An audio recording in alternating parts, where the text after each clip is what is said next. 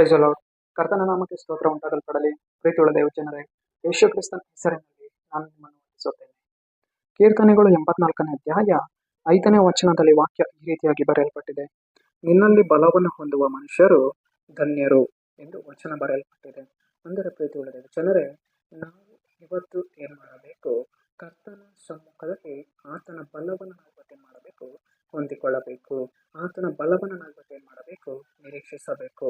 ನಾವು ಇವತ್ತು ಬಲಹೀನರಾಗಿ ನಡೆದು ಹೋಗುವಂತಹ ಸಮಯದಲ್ಲಿ ಕರ್ತನ ನೋಡಿ ನಾವು ಕರೆಯಬೇಕು. ಸ್ವಾಮಿ, ನಿನ್ನ ಬಲವನ್ನು ಕೊಡು ದೇವರೇ. ನಾನು ನಡೆದು ಹೋಗುವಂತಹ ಮಾರ್ಗದಲ್ಲಿಯೂ ಬರುವಂತಹ ಮಾರ್ಗದಲ್ಲಿಯೂ ಸ್ವಾಮಿ, ನಿನ್ನ ಬಲವು ನನ್ನ ಮೇಲೆ ಹೇರಳವಾಗಿಳಿದು ಬರಲಿ ದೇವರೇ ಎಂದು ಪ್ರಾರ್ಥಿಸುವಾಗ ಕರ್ತನ ಆತ್ಮನ ನಮ್ಮ ಮೇಲೆ ಆತನು ಏನು ಮಾಡುವವನಾಗಿದ್ದಾನೆಂದರೆ ತನ್ನ ಬಲವನ್ನು ನಮ್ಮ ಮೇಲೆ ಸುರಿಸುವವನಾಗಿದ್ದಾನೆ.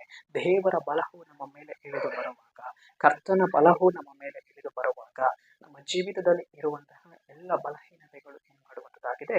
ಮಾರ್ಪಡುವಂಥದ್ದಾಗಿದೆ. ಪ್ರೀತಿಯುಳ್ಳ ದೇವ ಜನರೇ, ನಾವು ಇವತ್ತು ಕರ್ತನ ಬಲವನ್ನು ಆಶ್ರಯಿಸಿಕೊಳ್ಳಬೇಕು. ಸರಿ, ನಾವು ಪ್ರಾರ್ಥಿಸಿಕೊಳ್ಳೋಣ.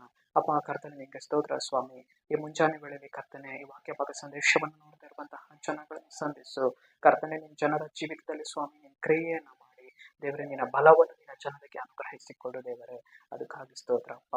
ನಜರೇತಿನ ಯೇಸುವಿನ ನಾಮದಲ್ಲಿ ತಂದೆಯ ದೇವರೇ, ಆಮೆನ್.